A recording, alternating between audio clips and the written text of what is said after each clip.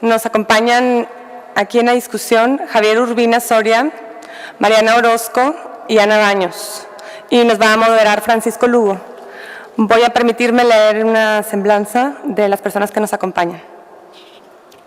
Ana Baños tiene una maestría en Psicología Clínica y otra en Artes, ambas en la Universidad Autónoma de Nuevo León. Actualmente es doctoranda en Artes y Humanidades del Instituto de Comunicaciones, Artes y Humanidades AC. Es vicepresidenta de la Asociación Mexicana de Criminología para el Estado de Nuevo León y fundadora de la Asociación Subversión del Sujeto AC. Bienvenida, Ana. También tenemos... Yo pienso que deberíamos aplaudir porque qué buena onda que estamos aquí. Tenemos a Javier Duarte, arquitecto de la Universidad de América de Bogotá. Perdón, Duarte no está aquí. Javier Urbina realizó estudios de psicología en la UNAM, donde también obtuvo el grado de maestría y doctorado, obtuvo los grados de licenciado y maestro con mención honorífica y fue acreedor a la medalla Gavino Barreda. Es maestro de la Facultad de Psicología desde 1975 y como funcionario público destaca su gestión como director general del Registro Nacional de Población, de Asuntos Religiosos y de Promoción de la Salud. Fue director de la Facultad de Psicología de 1989 a 1993. Bienvenido, doctor.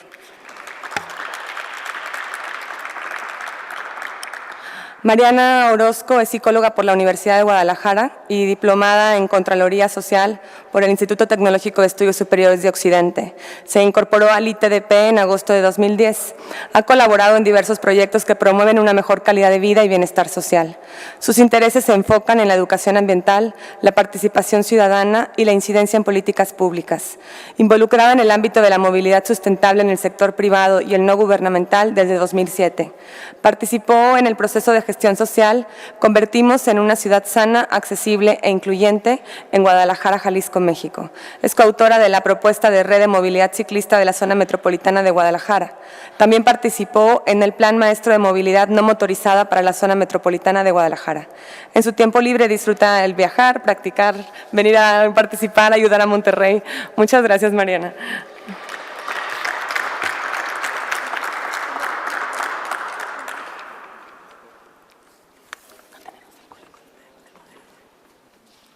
Muy bien.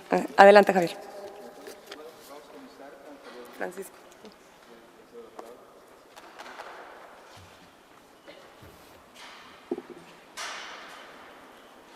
Hola, buenas tardes. Perdón la pregunta a los organizadores. ¿No tienen un micrófono portátil? Porque desde aquí no voy a alcanzar a ver bien mis diapos. Exactamente. Gracias, Rodolfo. Ya sabías que le iba a pedir, ¿verdad? Bueno. Aquí está. ¿Sabías que le iba a pedir, verdad? Sí, me imagino. Otra vez, buenas tardes. Permítanme, desde luego, agradecer a mis compañeros de la mesa, pero también a los organizadores y particularmente a Rodolfo, por haber tomado el riesgo de invitarme a este Congreso de Ciclismo Urbano, cuando ni promuevo el ciclismo, ni lo practico, no sé andar en bicicleta, ni me dedico a los menesteres a los que seguramente sí se dedican muchos de los asistentes al Congreso.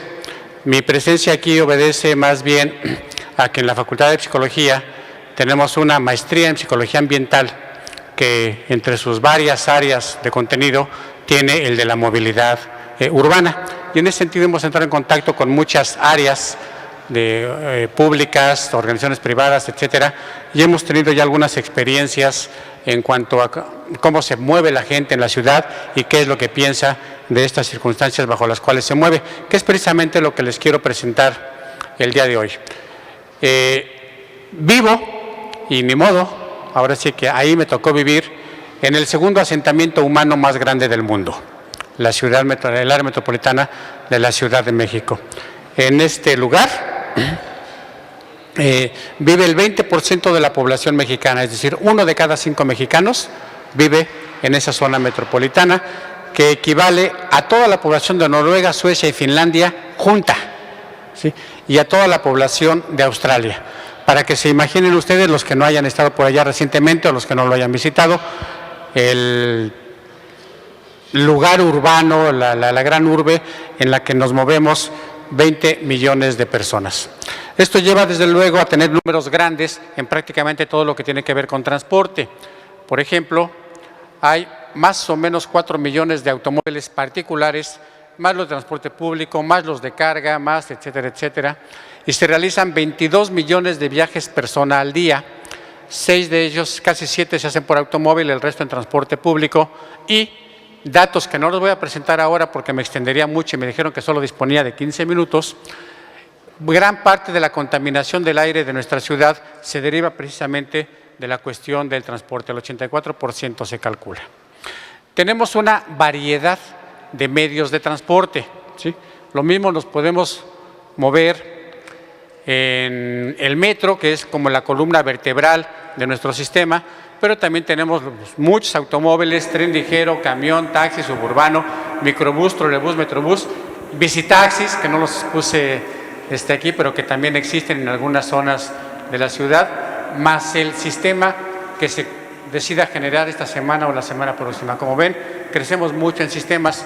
Una de las circunstancias que hay que hacer notar aquí es que no hay realmente comunicación ni congruencia entre ellas. Por ejemplo, los que tienen un sistema de pago con tarjeta, como es el suburbano, el metrobús o el metro, no son intercambiables, no se puede pagar con la misma tarjeta, entonces no se pueden hacer conexiones sencillas ni cosas por el estilo. Hay desde luego, por cuestiones de movilidad urbana o de transporte, un efecto en la salud de las personas. Hace un rato comentábamos por ahí con algunas personas acerca de la contaminación del aire, pero los pasajeros del transporte público están hasta 6 veces más expuestos que las personas en otro tipo de ambientes. Hay muertes prematuras, se pierde mucho dinero y hay desde luego muchos accidentes de tránsito. Baste decirles que la principal causa de muerte en México para población en edad escolar, los niños de 6 años a 25 años, de la gente que puede ir a la escuela, la primera causa de muerte son los accidentes. Más que la diabetes, más que el cáncer, más que las enfermedades del corazón, etcétera, etcétera, los accidentes de tránsito son los que más muertes causan. Los datos que les voy a presentar aquí ahorita rápidamente corresponden a un estudio que hicimos hace cosa de 2 años y medio que lo terminamos, acerca de las dimensiones psicosociales de la movilidad urbana. Esto es, cómo se mueve la gente en la ciudad y qué piensa de esas formas que tiene para moverse. Queremos caracterizar la movilidad urbana, ver cuáles son los elementos relevantes para la población y qué vínculos percibe entre la forma en la que se mueve, la calidad del aire y la salud humana. Estos últimos datos, les digo, no los voy a abordar esta tarde. El estudio lo hicimos con alrededor de 1,300 personas, habitantes de la Ciudad de México, hombres, mujeres, diferente escolaridad, diferentes empleos, diferente nivel socioeconómico y diferentes modos de moverse en la ciudad. Lo que hicimos fue algo que a lo mejor se puede calificar como mañoso, pero yo diría que usamos una estrategia muy adecuada. Le desarrollamos un cuestionario general para todas las personas que participaron y 7 cuestionarios específicos. ¿Qué quiere decir esto? Una vez que la gente nos contestaba nuestro cuestionario general, veíamos que había contestado en la pregunta que decía ¿cuál es el medio de transporte que usted más utiliza?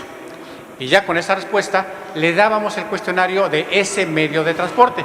De manera que tenemos la opinión general sobre todos los medios, pero además, en particular, el medio en el que se mueve cada una de las personas. Y básicamente fueron automóvil, metro, metrobús, microbús, camión o RTP, trolebús, tren ligero y taxi. Y también hicimos este estudio en la ciudad de Querétaro. No traigo ahora esos datos porque sería muy largo, pero pudimos hacer también la comparación con una ciudad media. Los resultados que les voy a presentar son algunos de los muchos que tenemos, nada más. Y resalta, por ejemplo, el tiempo dedicado al transporte. La gente que vive en el DF pasa alrededor de 2.43 horas al día en transporte y la gente del Estado de México 3.17 horas al día. Esto casa, lo vamos a ver en la siguiente diapositiva, con otros estudios que ha hecho el INE, que ha hecho INEGI, etcétera, etcétera, en cuanto al tiempo que la gente tarda en el transporte. Y también vean que los que usan principalmente automóviles se tardan 2.6 horas más o menos y los de transporte público 2.66, es decir, no hay gran diferencia entre moverse en transporte o moverse en transporte público. Es decir, la rapidez no es una ventaja del automóvil. Esto es lo que les decía del tiempo de viaje. El promedio viaje del diario calculado por el INE es de 2.5 horas, y nosotros establecemos 1.3 horas para el viaje en un sentido. Si lo multiplicamos por 2 nos da 2.6 horas, lo cual le da cierta confiabilidad a nuestros datos, es decir, coincide con los datos de otras investigaciones. Una de las preguntas que más queríamos aplicar es esta: ¿qué es lo más importante para la gente en el transporte? ¿La seguridad? Dicen ellos que sí, el 52% dice que lo primero para ellos es la seguridad, en segundo lugar la rapidez, en tercero la comodidad y el costo por allá al final. Esto es lo que la gente declara al momento en que le preguntamos qué es lo importante. Al momento en que la gente tiene que transportarse, ya no es lo mismo. Ahí lo que le importa a la gente es la rapidez y ya sea a un lado la seguridad, pero por lo menos en términos neutrales vamos a decir, esto es lo que sale. Y le preguntamos cuál es el mejor modo de transporte, el que nos mencionara 3. La primera mención, lo que primero mencionaron es el automóvil, el metro y las bicicletas. En segunda mención, metro, taxi, metrobús y auto. Y en tercera mención, metro, taxi y microbús. La pregunta estaba diferenciada, o sea, podemos hacer el análisis para quienes se mueven diariamente en automóvil y para quienes se mueven diariamente en transporte público. Lo curioso es que la calificación del automóvil no varía independientemente del medio en el que la gente se mueve.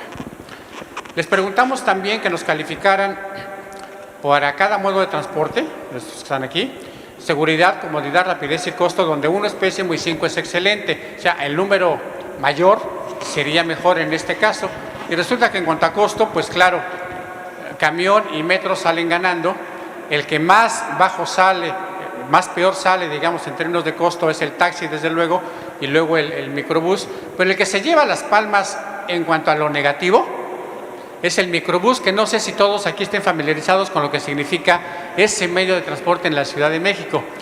Son autobuses más bien pequeños, con asientos más bien diseñados como para población infantil. Son muy chiquitos los asientos y muy pegados unos con otros, que tienen ciertas ventajas, se paran donde les da la gana.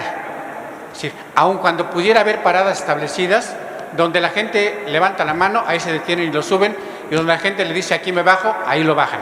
O sea que pueden ir haciendo paradas frecuentes, frenadas y arrancadas cada 15 metros, lo cual para cuestiones ambientales resulta fatal. Y además es el medio más peligroso en la ciudad, es el medio que más accidentes causa. Le preguntamos a la gente que nos caracterizara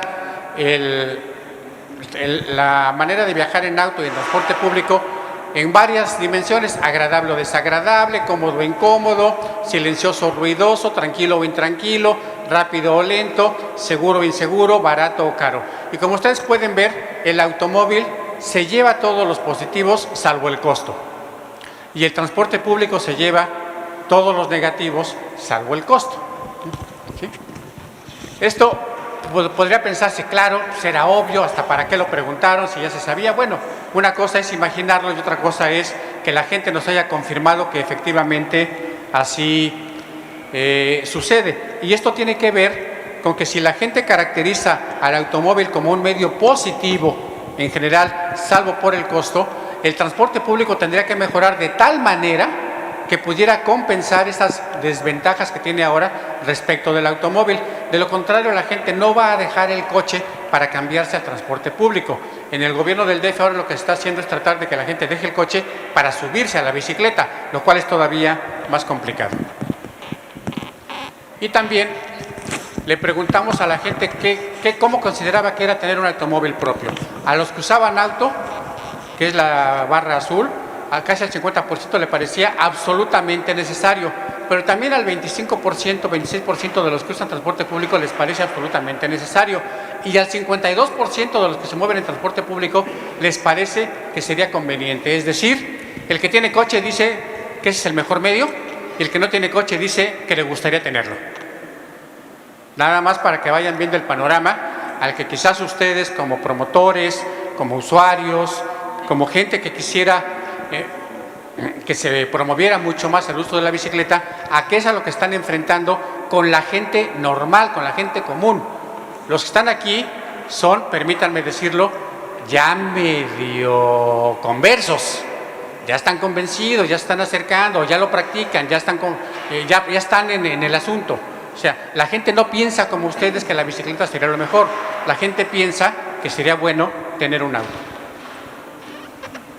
Y les preguntamos si estarían dispuestos a cambiar de modo de transporte diario. La mayoría sí, solo si hay un transporte público cómodo y rápido, tanto unos como otros. De lo contrario, no cambiarían su medio de transporte. Es decir, hacer que la gente abandone el automóvil no es tan sencillo como pudiera plantearse en algún plan, en un decreto, en un programa de acción.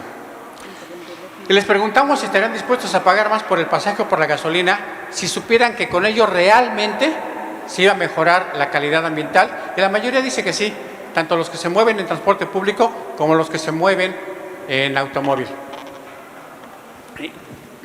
Y también les preguntamos, ya me dijeron. Sí, a mí ya me avisaron. Me dijeron que 5 minutos ahorita. ¿Sí?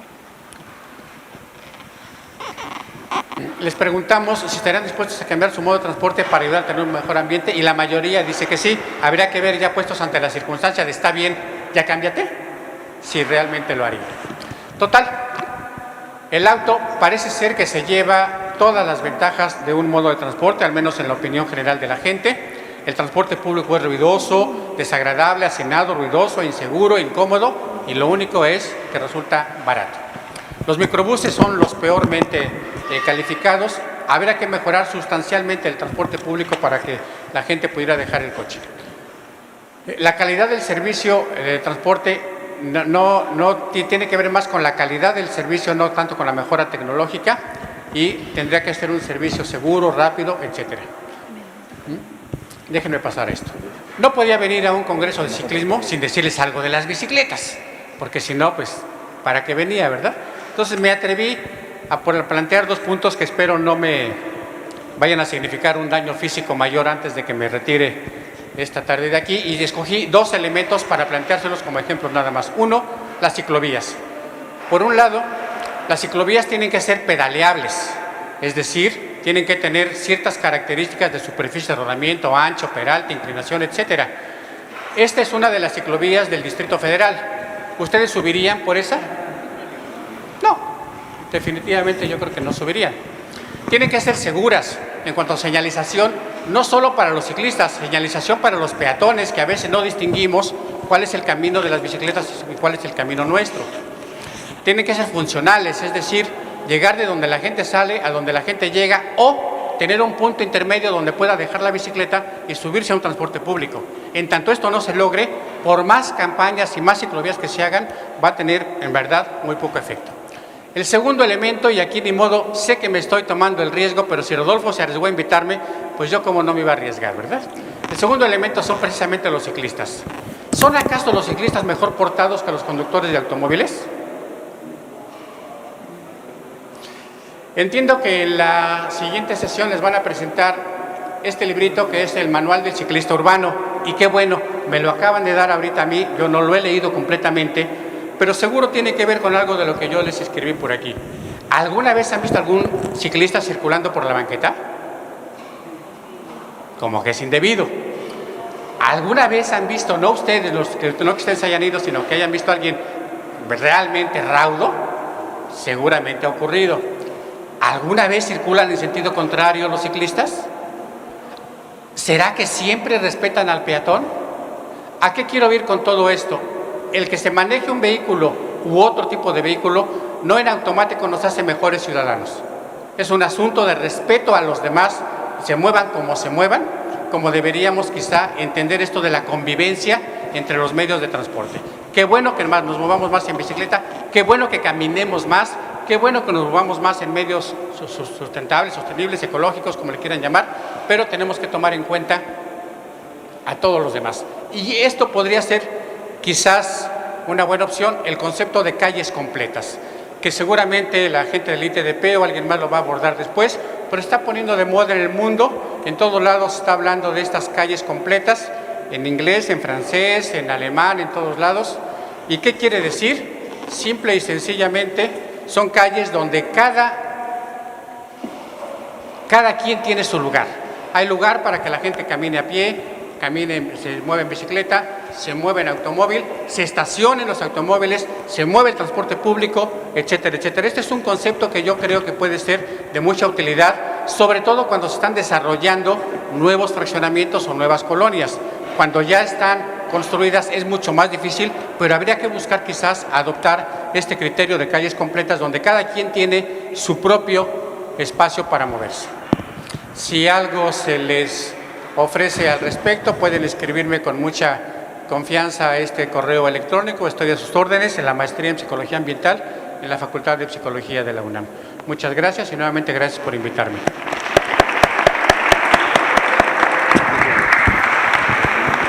Bueno, continuamos con de la ciudad caníbal, la ciudad humana, con la licenciada, maestra. Licenciada. Mariana Orozco. Adelante. Gracias. Bueno, muy buenas tardes. Para mí es un placer estar en esta ciudad que quiero tanto, Monterrey. Ya desde hace un año el ITDP está trabajando aquí y con gusto vemos una sociedad civil bastante interesada en cambiar su ciudad y unos políticos también que están escuchando al ITDP, no en todo, pero ahí vamos en el camino. Y me da mucho gusto presentar ante este panel porque siempre he hablado de datos, siempre he hablado de porcentajes y por primera vez desde hace 6 años que tengo trabajando en este tema de movilidad vuelvo a hablar de lo que me interesó, del ser humano en las ciudades, ¿no? Nadie mejor que ustedes, tú, yo, nosotros los ciudadanos sabemos perfectamente qué es qué significa vivir en una ciudad caníbal, ¿no? Este lugar que no brinda las condiciones al ser humano para crearse y recrearse una y otra vez. Vengo a buscar más que darles datos, buscar respuestas a todas mis preguntas para entender cómo es que hemos olvidado esta maquinaria que nos mueve, cómo este cuerpo ha sido alimentado cada vez con menos nutrientes, le hemos puesto menos atención, hemos olvidado que somos seres vivos, ¿no? Pareciera que vivir estresados, a prisa, de mal humor, fuera la normalidad. Sin embargo, no es así. Creo que el primer paso para cambiar de esta ciudad caníbal a otra es el reconocer que somos un animal que pasa su vida en este planeta como todos los demás seres vivos, que estamos compuestos por células, que estas células forman tejidos, que los tejidos forman órganos y que esos órganos forman sistemas, los sistemas que nos dan vida. Todo esto está hecho del mismo material del que están hechos las estrellas. Me hace reflexionar sobre esta reflexión, ser parte del gran cosmos, que ha pasado a un plano olvidado, ¿no? Esta reflexión. Pero ¿por qué ha pasado esta reflexión a un plano olvidado? Se nos ha olvidado la búsqueda eterna por descubrir quiénes somos. Ha cesado, no sé por qué, los invito a ustedes a contestar. Yo creo que nos hemos tragado metas sociales sin digerirlas, sin masticarlas siquiera.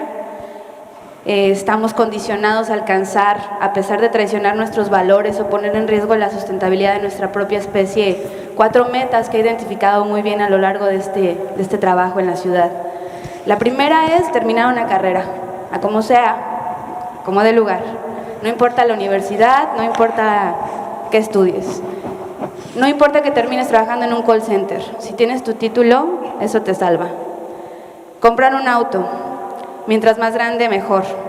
Todos los complejos se pueden resolver gracias a la posesión de esta gran máquina. Mientras más grande sea, mejor. El sentirse seguro, el sentirse reconocido al traer un auto es una de las grandes metas de nuestra sociedad. La tercera es procrear, de preferencia un niño y una niña. No importa que seamos ya 7,000 millones de habitantes en este planeta y que cada vez tengamos menos recursos y que los residuos nos estén enterrando, literalmente. Y por último, comprar una casa, alejada de la realidad urbana de preferencia, que nos permita relajarnos en un bosque sin darnos cuenta que esta acción hace que estos bosques sean zonas suburbanas en poco tiempo, carentes de servicios públicos. Si cumpliste estas 4 metas, probablemente llegues a una quinta, que es acumular poder y bienes materiales.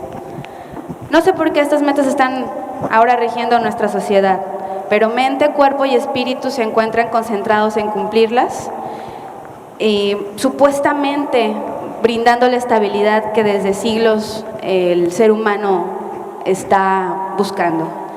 Y hablo de siglos porque siendo nómadas desde hace, ¿qué será?, más de 2 millones de años, salimos de África para caminar por el mundo entero.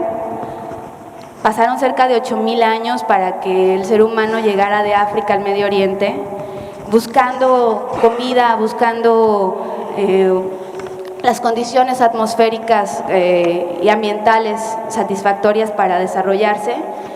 Y es ahí cuando sale de las cavernas el ser humano y funda las ciudades buscando esta seguridad, esta estabilidad que el mundo nómada no le buscaba. Como ya teníamos la supervivencia asegurada, tuvimos la oportunidad de buscar el conocimiento, de dedicar nuestro tiempo a la sabiduría. Nos organizamos en ciudades sedentarias y compartimos nuestros intereses. Trabajamos, descubrimos una forma de recrearnos, establecimos costumbres, valores, nuestras organizaciones sociales, políticas, económicas surgieron, pero algo pasó. La diferencia entre los intereses individuales y los intereses comunes apareció. Motivados por estos intereses, estas diferencias, negociamos, pero en otras ocasiones fue necesario pelear. Nos vimos involucrados en guerras por territorios y recursos, e imponer el sistema de creencias de una civilización a otra se convirtió en un camino doloroso que dio como resultado la sociedad que hoy somos. Los principales imperios se preocuparon por dejar esta historia escrita, pasarla de generación en generación para que nuestra sociedad no volviera a vivir lo que ya se vivió. Sin embargo, algo está pasando en nuestra cultura. Nuestra escritura y nuestra tradición oral ha tenido como resultado la incapacidad de recordar y transmitir nuestra historia, y con ella el gran sufrimiento y el esfuerzo de sociedades enteras que nos han devuelto a un estado de inestabilidad. Los seres humanos hoy siguen buscando imponerse sin darse cuenta de que no existe una sola realidad, que todos tenemos una parte de la razón y que cada quien quien no conoce su historia está condenado a repetirla. Hemos vuelto a un estado de supervivencia. Hemos olvidado la búsqueda del conocimiento y la sabiduría. Esta inestabilidad tiene un impacto directo sobre el estilo de vida del hombre moderno. Todos necesitamos estar seguros de que tenemos trabajo, del amor de nuestra familia. Asegurar nuestra integridad física es algo primordial. Si esto no sucede, nuestro comportamiento se torna irritable, intranquilo. La duda y el miedo invaden todos nuestros días. Pero ¿cómo sentirnos seguros en una ciudad que permite a máquinas de acero circular a más de 50 kilómetros por hora? También necesitamos la aprobación de la sociedad o de los grupos sociales. Pero ¿cómo lograrla si no existe interacción entre los individuos? Si vamos de la casa al trabajo, sin oportunidad de cruzar miradas con otro, viviendo en fraccionamientos amurallados que simulan la seguridad sin que el ser humano se sienta aceptado y estimulado. El otro ya no te reconoce y ni siquiera te ve. Si eres ciclista, se han dado cuenta que somos invisibles. Si somos peatones, ni se diga. Sin darnos cuenta, los sentimientos de inferioridad y el desaliento rigen nuestros días. También necesitamos pertenecer a un grupo. ¿Cómo lograr esto sin espacios públicos que nos permitan identificarnos con otras personas, sentir su compañía? Es obvio que la ansiedad, la desconfianza, la inseguridad y el egocentrismo hagan su aparición ante el incumplimiento de estas motivaciones psicológicas y sociales. Por último, todo ser humano anhela tener relaciones afectuosas con las demás personas. Si vivimos lejos de nuestros seres queridos, la inadaptación y los casos de psicopatología seria se presentan. Basta con preguntar cuánto tiempo pasan ustedes en la congestión vehicular y cuánto tiempo con sus amigos o familiares para darnos cuenta por qué las ventas en antidepresivos han aumentado significativamente en los últimos años. Estas no son las únicas motivaciones psicológicas que existen. Están otras relacionadas con el nivel de aspiración, la necesidad de poder, las actitudes, los intereses que su familia o su grupo social más cercano les haya inculcado. Ante este panorama, ¿qué nos queda? ¿Cómo generar un cambio? Para algunos, el cambio es encontrar la ideología correcta. El totalitarismo, el socialismo, el comunismo, el liberalismo. Algunos incluso proponen regresar a las cavernas. Yo prefiero proponer la construcción de ciudades humanas, invitando a todos los individuos a recordar nuestra historia, a reconocer que somos animales, que nos regimos por hormonas y por la cantidad de alimentos que consumimos, reconocer la causa de nuestros comportamientos, comunicarnos y generar consensos. Aristóteles definía al ser humano como un animal político. Todos sabemos qué le pasa a un animal cuando se le prohíbe sus comportamientos naturales. Sin su involucramiento en la actividad política, la vida del ser humano pierde sentido. No me refiero a que todos seamos funcionarios públicos o nos limitemos a votar, sino a participar en la política, esa actividad que tiene como objetivo dirigir la acción del Estado en beneficio de la sociedad. El plantear estrategias y políticas para construir una sociedad cohesionada y equitativa es misión del Estado y de los ciudadanos. Todos los habitantes de este planeta deberíamos de ser actores de la política social. Interlocutores, impugnadores, mediadores entre los intereses de los grupos sociales y el sistema jurídico, político y administrativo. Sin un objetivo social, el ser humano, que es social, pierde su sentido en la vida. Ya sea a través del arte, de nuestro trabajo diario, gozando nuestros oficios o profesiones, podemos generar estas acciones de transformación, resistencia y expresión, una lucha social constante. Decirle adiós al ser humano que es todo lo contrario a esto anterior, a la apatía, a la falta de gozo, a pensar en mí sin pensar en el otro. Ya sea solo o en compañía, generar fuerzas colectivas y o institucionales que son claves para la definición, la construcción y la consolidación de un nuevo sistema de políticas y modificaciones en la estructura social. Todos los días nos enfrentamos ante políticos sensibles y ciudadanos hartos de esta realidad. Es tiempo de formar solidaridades que dejen atrás los conflictos y den paso a la generación de consensos. Todos tenemos diferentes intereses, lo sé. Sin embargo, hay uno que nos une. A todos nos interesa ser felices. Y eso solo se logrará cuando podamos desarrollarnos en una ciudad humana. Gracias.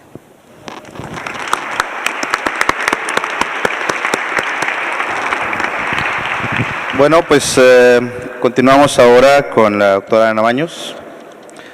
Adelante. Buenas que son tardes. Bien, tardes. Bueno, vamos a charlar un poquito. Sé que tengo 15 minutos. Les prometo que me voy a tardar un poquito más. Pero quizá pueda ser en otro tono la presentación para que haya variación, ¿no?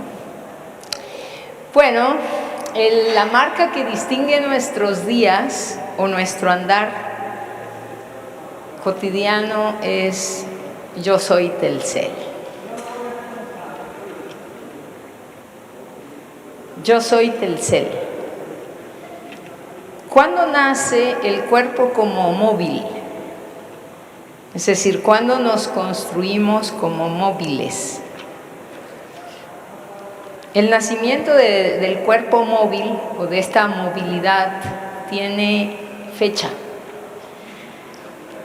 y coincide precisamente con el nacimiento del capitalismo moderno que nos llevó a la transformación esa transformación social a la que llamamos individualismo. Si yo soy móvil,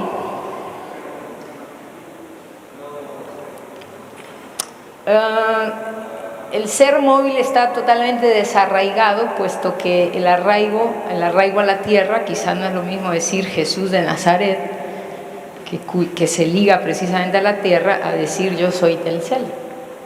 Y digo eso porque es una sutileza que por la vía de estos mensajes que se dirigen en los medios, quizá hay otro tipo de mensajes como yo soy depresivo, ¿no?, que van construyendo ese nuevo ser de la actualidad, pero en este caso solo voy a hablar de la movilidad. Decía que construirnos en móviles nos aleja del arraigo, nos crea libertad, nos da circularidad o nos hace circulantes. Y decía que tiene fecha porque no se pudo haber pensado jamás un cuerpo móvil sin antes haberse descubierto, o sí, digamos, el hallazgo, sin haberse dado el hallazgo del sistema circulatorio, o sea, en el cuerpo. Esto fue en 1628 y precisamente fue a cargo de un médico fisiólogo inglés que había sido, digamos, estudiado en la Universidad de Padua bajo los mismos criterios de Galeno, en el cual la sangre no era algo que circulaba, sino que era producido a partir de la ingesta de alimentos y fundamentalmente derivada en el hígado.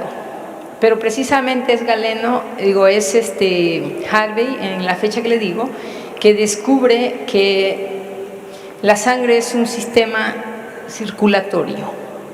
Y será luego Adam Smith, en La riqueza de las naciones, donde él apreciará el hallazgo precisamente del fisiológico anatómico, y entonces se suscribirá el sistema económico a ese mismo sistema circulatorio. De ahí mismo que por eso que hablamos de un sistema económico del dinero como el circulante. Entonces, no solamente nuestros cuerpos, sino la economía misma que nos mueve está suscrita a estos dos, o digamos este matrimonio entre la fisiología del cuerpo y la economía.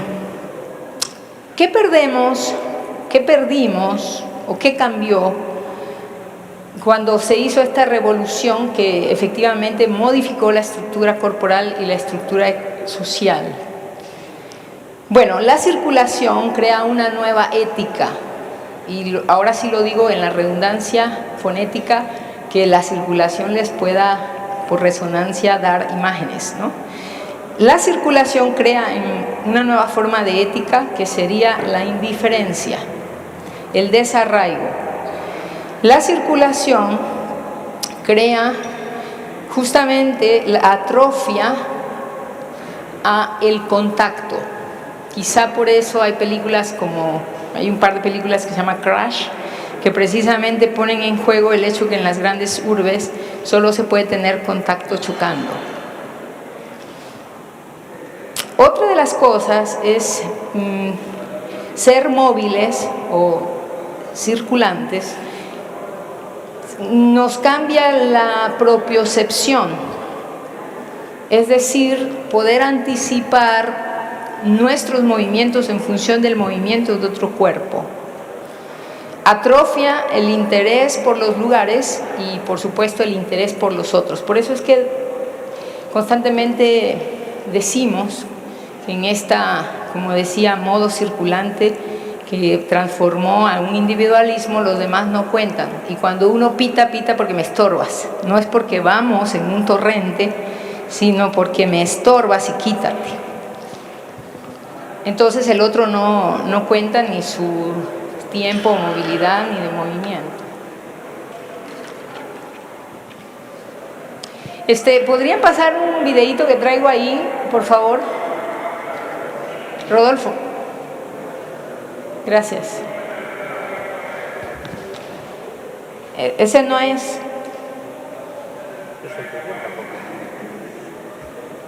Eso no es.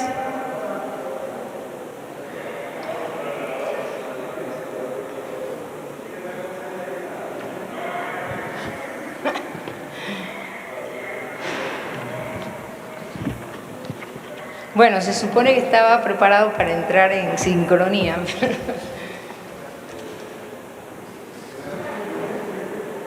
Bueno, de todas maneras puedo empezar, no hay problema. El pastel se hace con la harina que se tiene. Les quería mostrar un pequeño video que ahora va a aparecer a partir de una experiencia que quizá no sé quiénes la han tenido, pero en otro sistema cultural, vamos a decir. Chantal Mailer dice 3 consejos me dieron para poder circular en bicicleta por las calles de la India. No sé quiénes han tenido la experiencia de circular en la India, pero seguramente habrán visto videos, ¿no?, donde esas calles circulan al mismo tiempo bicicletas, motos, camiones, peatones, vacas, es decir, cualquier tipo de móvil. Las 3 instrucciones que le dieron es: cuando llegues a un cruce, no frenes, sobre todo no te pares, acelera. Si te pitan, no te apartes, no cambies de rumbo, sigue adelante. Cuando vayas a doblar, no cedas el paso, no te detengas. Esta poeta y filósofa que radicó un tiempo ahí, decía que cuando a ella le dieron estas instrucciones, le parecía broma, es decir, iba en contra de todo lo que ella sabía de cortesía y vialidad, ¿no? Sin embargo, tras el primer día que estuvo circulando y después de haber causado tremendos caos por frenarse en el crucero, por ceder el paso, entendió que hay formas de circular que funcionan de otra manera. En la India, que no es nuestro caso, justamente, y si menciono esto es para ver que no siempre tiene que ver con que haya un carril para cada cosa. Quizá nosotros tenemos que tener un carril para los caminantes, para las motos y demás, porque justamente cuando nos inscribimos como cuerpos móviles perdimos, o como cuerpos... ¡Ay, mira, ahí está!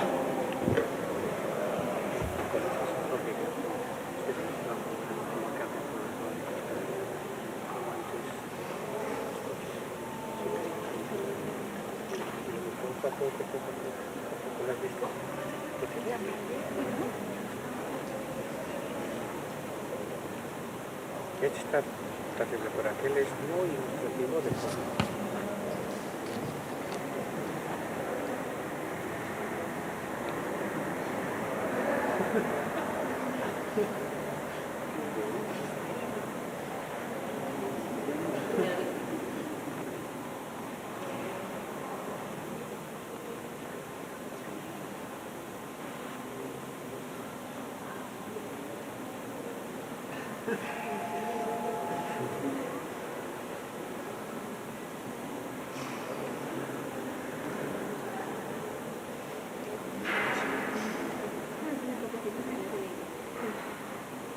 Pero nadie chocó.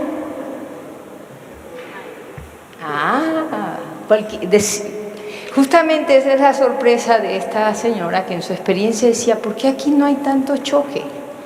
¿Qué es lo que es distinto?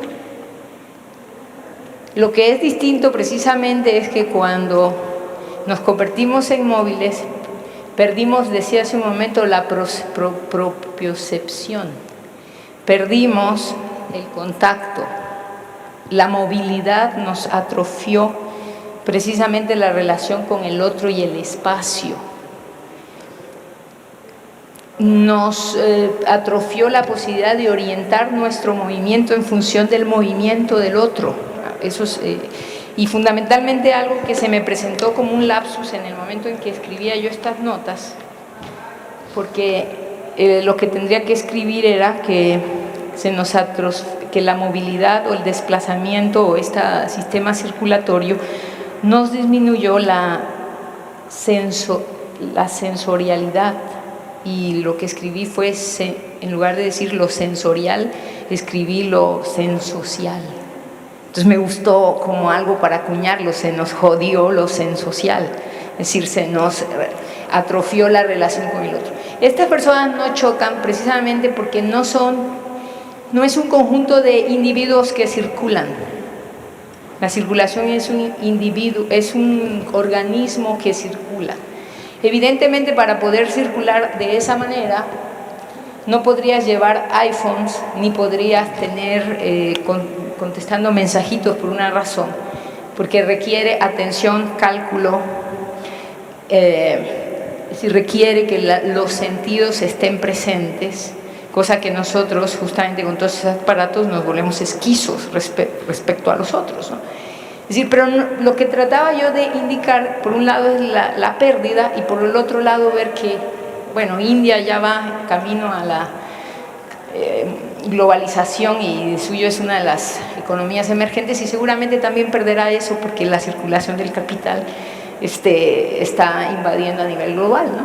Pero a fin de cuentas lo que quería transmitir es que en ese lugar, por ejemplo, lo que permite orientarse respecto al otro cuerpo y no tener que chocar es que están conectados. Por eso decía que en la vida actual vivimos tal desconexión que solo chocando podemos tener contacto. Y aquí al revés, el contacto es permanente y fundamentalmente con uno de los sentidos que es el oído. Los camiones ahí lo que tienen por detrás es claxon, por favor. Este video no tiene audio porque fue grabado desde muy alto, pero en cualquier otro video que ustedes encuentren o película del recorrido cuando se hace, por ejemplo en la India, siempre van a ver que es mucho alboroto, ¿no? Porque el oído es lo que les orienta respecto a la distancia o cercanía que viene otro. Pero eso jamás podría suceder ya en cuerpos que se volvieron móviles, o sea, que son individuos circulando y no donde está la conexión con el otro. Bueno, pues esa es como mi pequeña intervención. Yo sí le hago un reclamo a los organizadores que inicialmente nos habían cedido un poco más de tiempo y a fin de cuentas nos... ¿cómo decirlo? Nos cambiaron un delicioso viaje en bicicleta por subirnos a un tren bala y poderles dar algo así como muy... Ya, se acabó.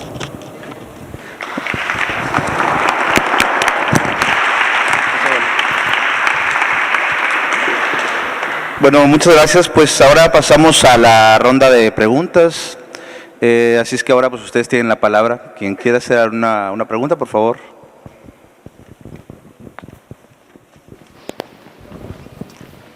Bueno, buenas tardes. Al primer expositor, el doctor Javier.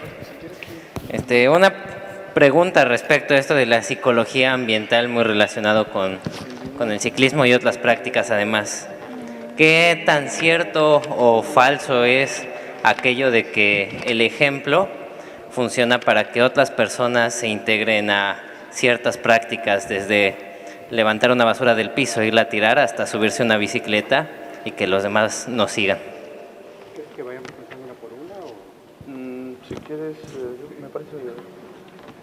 Sí, hay todo un campo dentro de la psicología que es el aprendizaje social o aprendizaje vicario.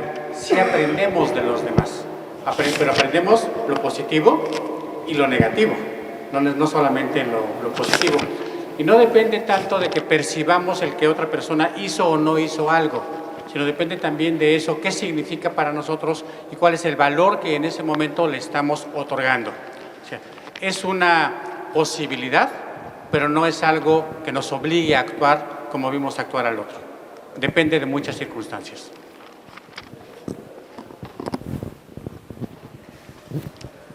Sí, y lo mismo para el doctor Javier.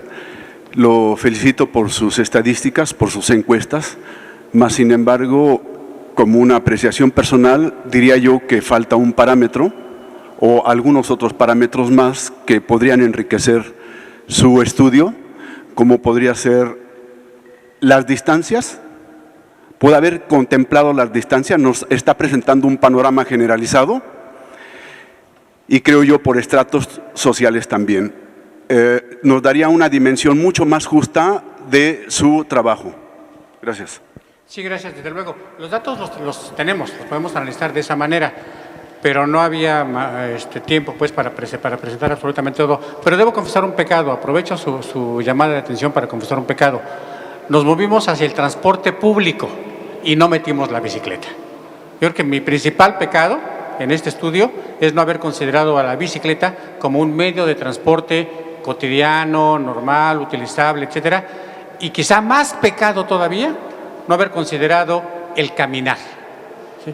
El ir a la tienda a pie, el ir a comprar al mercado a pie, etcétera, etcétera. Esos dos modos de moverse no los medimos, porque el interés estaba centrado en transporte público, ¿sí? pero se nos escapó y lo confieso, es algo que debimos de haber metido en el análisis. Lo de niveles socioeconómicos y distancias recorridas sí lo tenemos. Déjenme comentar algo que estamos haciendo ahorita.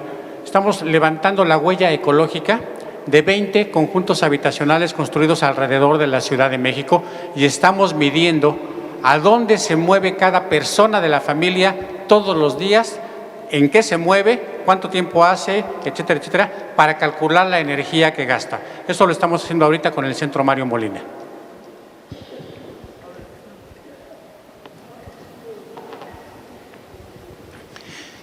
Un poquito para Mariano Orozco y también para el doctor Solís, es con respecto a la canibalización de nuestra ciudad un poquito.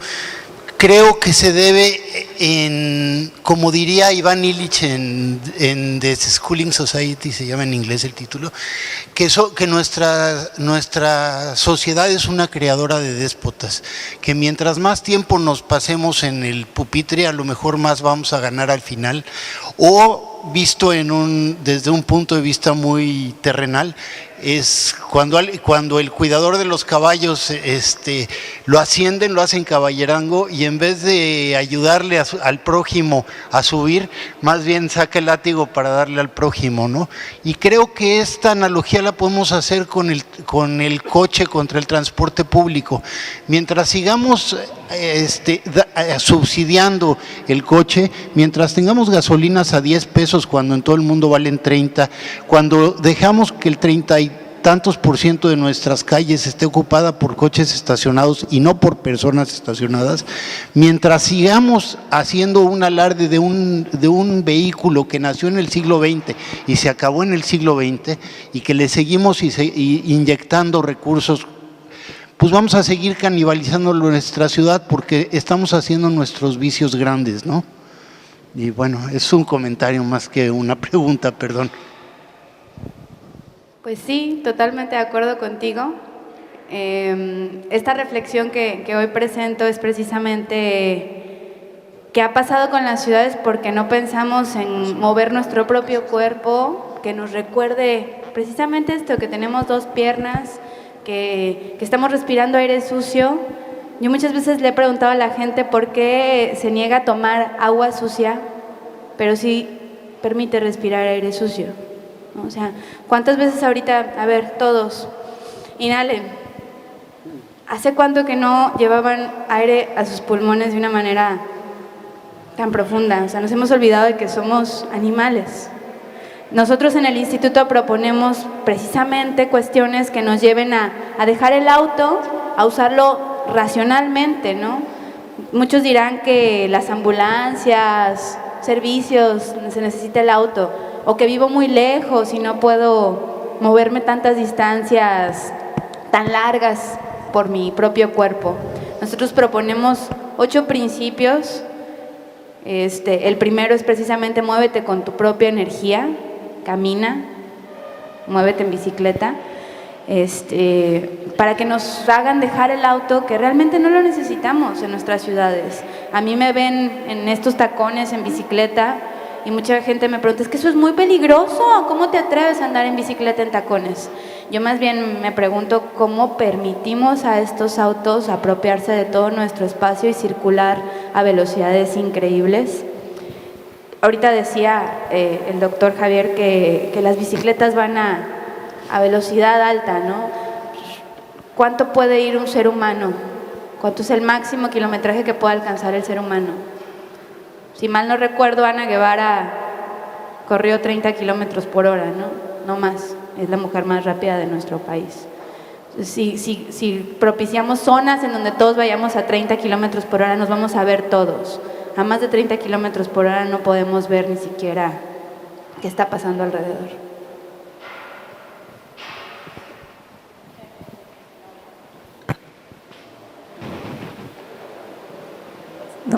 Sí. ¿Qué opinan de empezar a considerar la movilidad urbana como un derecho humano? Porque la gente no se puede mover, es desesperante no tener, empieza a presentarnos un problema de libertad, O sea, esta toma de conciencia que está ahorita platicando Mariana, es verdad, o sea, a uno se le van revelando constricciones propias del ambiente y de pronto parece que no te puedes mover, que necesitas un automóvil forzosamente y que no te sabes mover con tu energía, o sea, estamos muy desapegados de la energía de nuestro cuerpo y las posibilidades de nuestro cuerpo.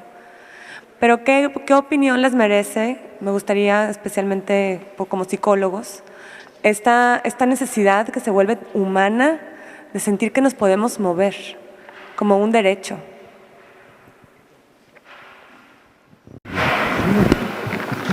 Desconozco cuál es la concepción que usted tiene cuando habla del hombre como un animal político, pero es claro que animal viene de anime, de anima, y que eso para Aristóteles pues es movimiento.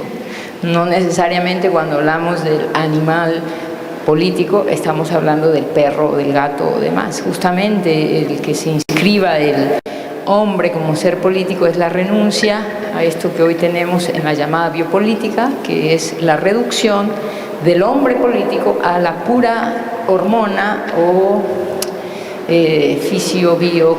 Justamente hablaba ahora de que este modelo circulatorio se vuelve el modelo para la construcción de las ciudades, que se crean las arterias, ¿no?, donde los humanos ahora tendrían que circular, en ese ideal, por supuesto, del renacimiento, que justamente yo creo que a estas alturas todos sabemos que ese ideal o progreso pues fue el mismo que llevó a todas estas consecuencias que hoy vivimos, ¿no?, donde la misma movilidad nos atrapó. Incluso yo pensaba como si justamente la salud, el bienestar estaba en la circulación, en la sangre, la ciudad se había convertido justamente en el modelo de salud, del respiro, de libertad.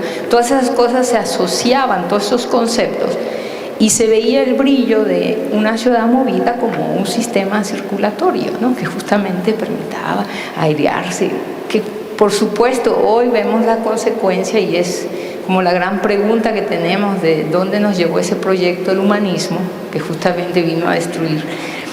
Entonces, somos móviles desde animal, ¿no?, ese movimiento. Quizá lo que ha cambiado es qué nos orienta en el movimiento, cómo nos orienta el movimiento. Quizá mañana, hoy por ejemplo pensaba cuando decía que los aparatos estos nos desconectan del otro, pero del otro, del prójimo, o sea, del próximo, porque hoy lo lejos es cerca y lo cerca es lejos. Sin embargo, seguimos conectados y nos seguimos moviendo. La ciencia hoy, por ejemplo, ya empieza a experimentar en la traslación, es decir, se han podido mover ya objetos, claro que bajo rigurosas medidas de laboratorio, pero de pronto se ha podido mover un aparato con el tamaño de una pluma, unos 20 centímetros.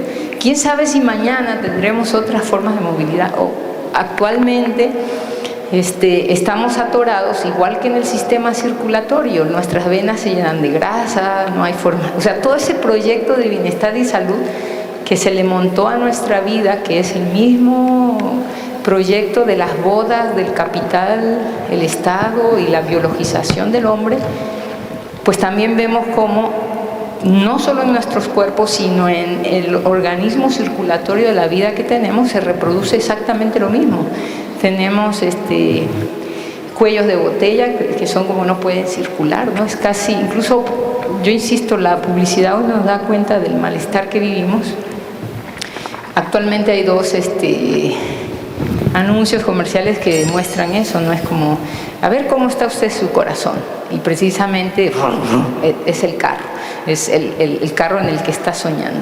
El carro, el automóvil fue justamente el modelo de la modernidad, de la velocidad, todo esto que hoy precisamente nos ha hundido, o no sé si nos ha hundido, pero nos tiene en la condición que vivimos, ¿no? Entonces tendríamos que renunciar justamente a los principios de la vida y de ese matrimonio biopolítico y en su matrimonio con el capital, pero sería como, tendríamos que cambiar todo el sistema, ¿no? Entonces, a veces lo único que nos queda es qué podría, y creo que para eso se dan estos congresos, qué podría hacer cada quien justamente en las condiciones que nos ha tocado vivir y tener. Pero por eso le preguntaba, no sé, cada que usted dice que el hombre es un animal, pues sí es un animal como alguien que se tiene movilidad, y lo que ha cambiado, para responderle a usted, era la forma en que nos movemos. Y seguramente vendrán nuevas formas de movimiento, porque desde que el hombre nace como animal político, un ser político, que es la concepción occidental del hombre, pues ha tenido diversas formas de moverse. Perdón, ¿cuál es tu nombre? ¿Perdón? Jimena. Si me pudieras aclarar nada más, ¿a qué tipo de movilidad te refieres como derecho? ¿A movernos por nuestro propio cuerpo o a desplazarnos Sí, por el muchas medio gracias. que se pueda? Muchas gracias. Creo que me faltó aclararlo. Me refiero a que el ser humano vive en un planeta en el que no se puede mover libremente. Necesitas dinero, en principio, para moverte en tu ciudad, pero también no puedes explorar tu planeta ni tu geografía. Porque nos hemos reglamentado de tal forma, nos hemos hecho la vida tan complicada que no puedes ir a ver a un amigo tranquilamente porque no hay accesibilidad ni siquiera a las vías públicas y necesitas el carro, ¿no? Entonces, y hay mucha gente con algún tipo de discapacidad física y hay determinadas edades que ya por el simple hecho de tener menos de 8 o más de 80, lo más seguro es que tengas que estar dentro de casa. Sí, Jimena, lo que tú propones como derecho a la movilidad suena muy bien, yo sí compro el concepto, pero cuidado porque hay muchas aristas. ¿Eliminamos las fronteras? Habrá quien diga que sí. El derecho a la movilidad no debiera nada más en que yo pueda ir a agotarse, en que yo pueda ir a visitar a mi vecino en la colonia de al lado, sino que yo pueda ir a visitar a quien sea en cualquier lugar del mundo, como lo estás planteando. Quizás deberíamos hablar de el derecho a tener accesibilidad a las diferentes opciones de movilidad. O sea, como que habría que pulirlo un poco. Hago el ejemplo del derecho a la protección de la salud que está escrito en nuestra Constitución. Es el derecho a la protección de la salud, pero como lo entienden algunos políticos y como lo entiende la mayoría de la gente, es el derecho a la salud. El derecho a la salud no te lo garantiza nadie, porque depende mucho de lo que tú haces. Lo que te garantiza el Estado es el derecho a proteger tu salud y lo hace bastante mal. Entonces, si este planteamiento tuyo se pudiera instrumentar, el derecho a la movilidad, yo lo vería en general como algo positivo, pero cuidado, habría que ver como a qué tipo de movilidad nos estamos refiriendo. En el ámbito urbano, que son ideales de Mariana Orozco, pero no de mi profesión, y más bien yo en el trabajo de gestión diaria con los ciudadanos trabajamos el derecho al medio ambiente sano. Tenemos derecho a tener una ciudad en donde nos podamos desenvolver y poder realizar todas nuestras actividades como mejor nos parezca. Bueno, ahora vamos con una última pregunta y con esto cerramos el panel. Adelante. Buenas tardes, mi nombre es Héctor Rosales. Llegué un poquito fuera de tiempo, pero es interesante contribuir con este congreso. ¿En qué sentido? En que ahorita como está la situación, la niñez, ¿qué estamos haciendo con la niñez en salud, en acceso a bicicletas, en aprendizaje, en canalizar a la gente más joven que nosotros o a los ya más grandes a que aprendamos a andar en bicicleta o a conducirnos en una urbanidad más atroz, ¿no? ¿Qué podemos hacer para enseñarles a los niños desde un principio básico, no sé cuál sea, yo desconozco poco o no conozco mucho de bicicleta ni de señalación, a lo mejor soy un ogro en el asfalto con automóvil o algo, pero hay veces que no respetamos tampoco al que va a un lado en la bicicleta. Mi comentario va para la niñez, ¿qué estamos haciendo o qué podemos hacer para que aprendan a andar en bicicleta? Tanto para la salud de ellos como para la salud también de quitarlos del iPod, del celular, de la computadora, en fin, de los... claro, científicamente o tecnológicamente van a seguir, la televisión, en fin, otras cosas, pero sí quisiera, si se puede, una respuesta o qué podemos hacer para poder canalizar esa salud o esa inquietud, ese movimiento de los niños y de los jóvenes para un movimiento mejor en la bicicleta. Gracias. Bueno, seguramente mis compañeras de mesa tendrán mejores respuestas, pero hay cosas que todos los humanos hacemos, que suponemos que hacemos bien y que nunca nos enseñaron a hacerlas. Caminar, respirar. Y no caminamos como debiéramos muchos de nosotros, y no respiramos como debiéramos. Y pudiera entonces quizás pensarse, aprender a andar en bicicleta, cualquiera, es requete fácil, todo el mundo lo hace. Yo iría un poquito más en su comentario, probablemente en el sentido de que sí, mucha gente sabrá andar en bicicleta, pero quizás hay que capacitarlos para moverse en bicicleta, que podría ser quizás un poco diferente. Y pongo el ejemplo, que no sé si lo conoces en el ITDP, de lo que hizo Helga González. Helga, una alumna nuestra de la maestría, lo que hizo fue tomar un grupo de mujeres que sabían andar en bicicleta y las capacitó para que se pudieran mover en bicicleta todos los días en sus trabajos, sus actividades cotidianas, etc. ¿En qué las capacitó? Desde conocer la bicicleta, el aparato, ¿sí? Saber cambiar una llanta, saber cómo mostrarse ellas, cómo maniobrarla, cómo manejarla y cómo hacerse visibles al resto, cómo respetar ciertas normas de tránsito, etcétera, etcétera. Entonces no es nada más, digamos, subirse y pedalear. Hay todo un conjunto de normas o de tips o de cuestiones que habría que aprender, quizá un poco en el sentido vicario que de la primera pregunta que me hicieron podría ser esto, pero es mucho mejor si nos enfocamos directamente y en lugar de decirles ya sabe andar en bicicleta, vemos que efectivamente esté bien capacitado para moverse en bicicleta. Sería mi comentario. Pues, ¿qué podemos hacer por los niños? Primero cómprenles una bicicleta. Súbanlos a la bici y enséñalos a andar en bici. Pero bueno, en la experiencia lo que hemos estado haciendo en el instituto es hacer visible que este tipo de ciudades caníbales no son la normalidad, que tienen muy poco tiempo siendo caníbales. Cuando viajamos siempre a otros países, piensan que en el otro país está lo mejor, ¿no? Entonces vamos a España y nos dicen, es que en México están sensacionales, mucho movimiento social, ¿no? Estamos acá y nos dicen, es que Copenhague es lo mejor. Y vamos a Copenhague y nos dicen, no, es que en Londres, ¿no? Entonces, enseñarle a nuestros niños las otras posibilidades que hay de vivir urbanamente puede ser un buen motivo para invitarlos a vivir de manera diferente. El domingo pasado pintamos un primer wikicarril con nuestros amigos de A Ciudad y la Bicired en el Distrito Federal y fue muy bonito ver a los niños pintando este triángulo de prioridad ciclista y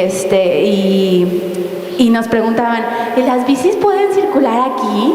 ¿Y no es peligroso? Entonces fue un momento muy bonito, ¿no? Lo que bien dice el doctor, hay talleres de ciclismo urbano, hay talleres de peatonalizaciones, hay talleres muy interesantes que desarrollamos en el instituto y que lo que pretendemos es que nuestras autoridades los implementen como una medida más del sistema educativo. Pero mientras esto no pasa, estamos de arriba abajo y de abajo arriba y pues en este nivel ciudadano lo que queremos es fomentar en las organizaciones ciclistas que se acerquen no nada más a los políticos o no nada más a los ciclistas de montaña o no nada más a hacer paseos, que piensen cada vez más en cómo llegar realmente al tipo de público que estamos dirigiendo nuestro mensaje.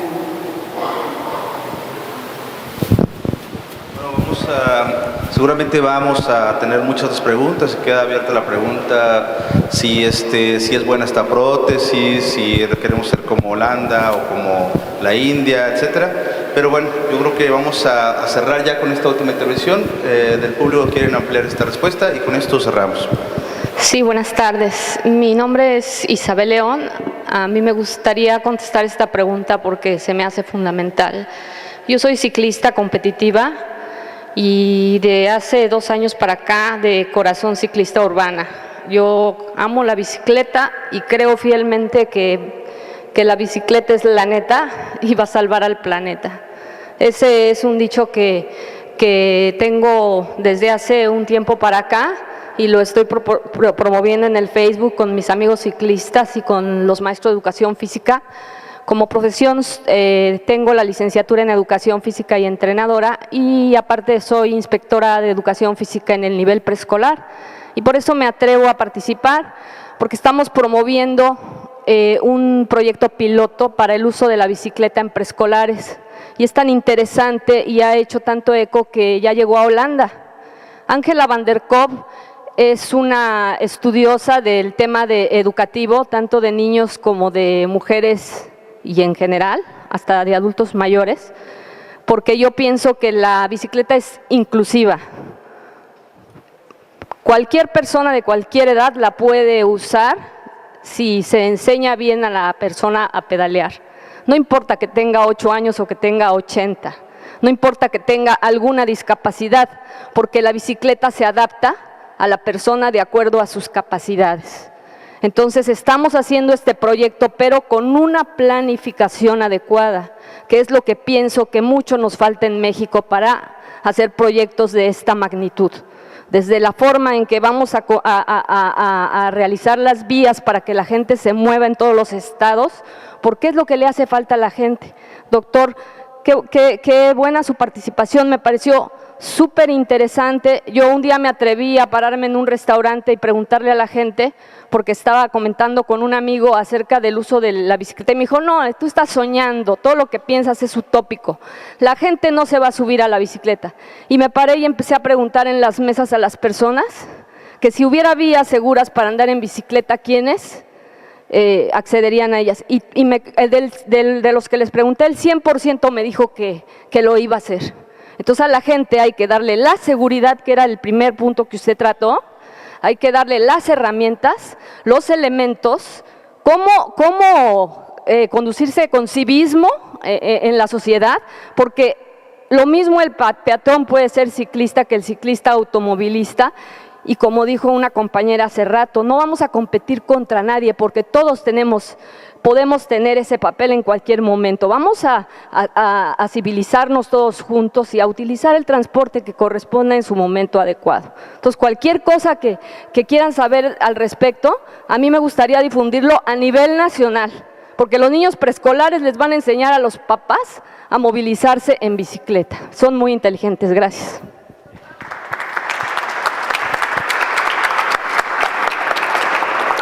Muchas gracias, Francisco Lugo, por moderar. Muchas gracias, Ana, Javier, Mariana. Unos compañeros del pueblo bicicletero van a entregarles unos reconocimientos en gratitud por su presencia aquí hoy.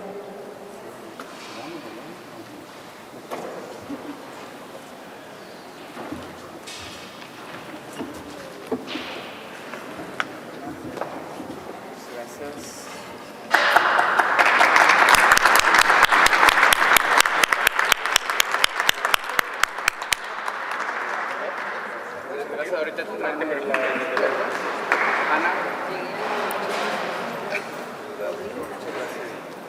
Muchas gracias.